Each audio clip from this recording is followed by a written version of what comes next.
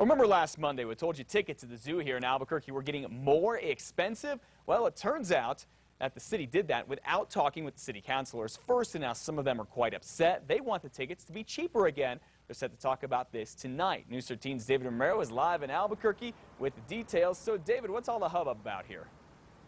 Well, Matt, it's all in those increase in the prices that we saw last week. Now, the proposal from city councilors will still see an increase in those prices, just not as much as the ones that were implemented last week. Now, the bill proposed by councilors Ken Sanchez and Debbie O'Malley will scale back last week's increase from a $10 admission for adults to $8. This is at the zoo. The initial jump went from 7 to 10 without any input from the council, something that had them in an uproar. Now, the biggest complaint is that raising the rates in a tough economy would cause the number of people going to the zoo to drop off.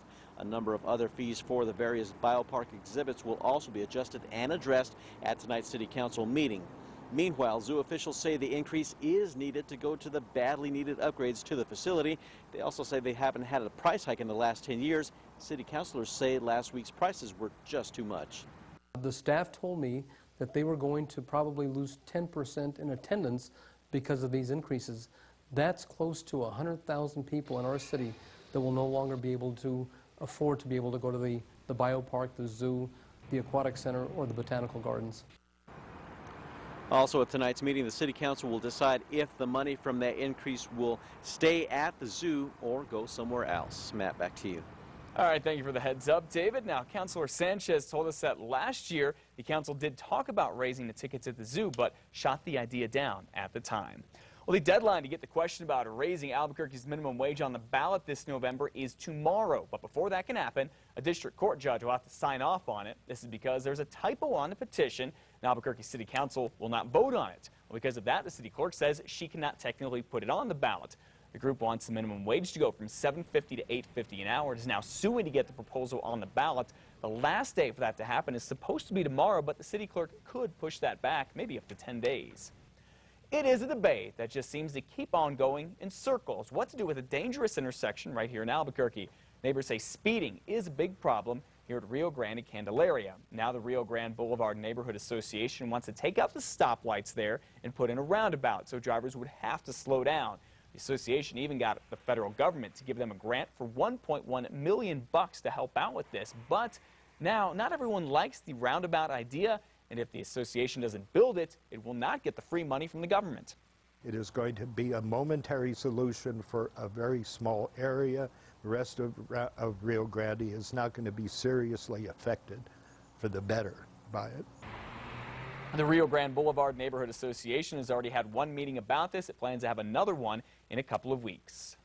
The lawyer the governor just appointed for the state Supreme Court here in New Mexico will be on the ballot in November to try to stay on that court permanently. On Saturday, Republicans nominated Paul Kennedy to be on the ballot as a Supreme Court justice. This after Governor Martinez appointed him to fill a seat on the high court recently temporarily. Kennedy was on the court back in 2002. Democrats already chose Chief District Judge Barbara Vigil to be on the ballot for them.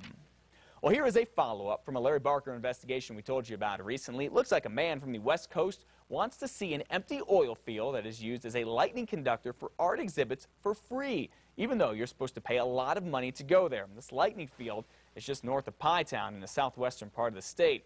Even though it's on public land, it can cost you as much as $250 to get in there, but this man from Oregon is going online asking how to get in for free. Well, sheriff's deputies say that is a very bad idea in case something goes horribly wrong. We could get to you in time, and we could not.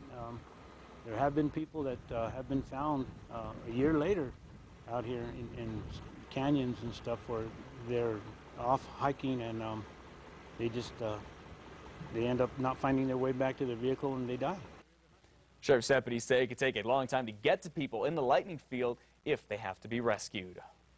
Well, the man accused of raping a 14-year-old boy in a mall in Santa Fe has taken a plea deal. Greg Salas pled guilty to contributing to the delinquency of a minor. He was arrested after the teen told investigators that Salas followed him into a dressing room and sexually abused him. Salas will be on probation for the next 18 months. He will not have to register as a sex offender.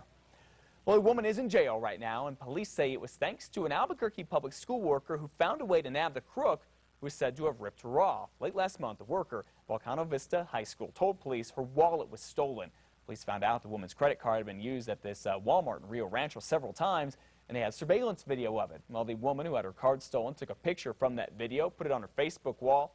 Turns out her friend said she recognized that woman, the thief, so to be, as Victoria Vigil. Police arrested her and realized she's no stranger to trouble. We found her criminal history in Utah or New Mexico, 5 misdemeanor arrests, 2 convictions. Vigil is still in jail on a $10,000 bond.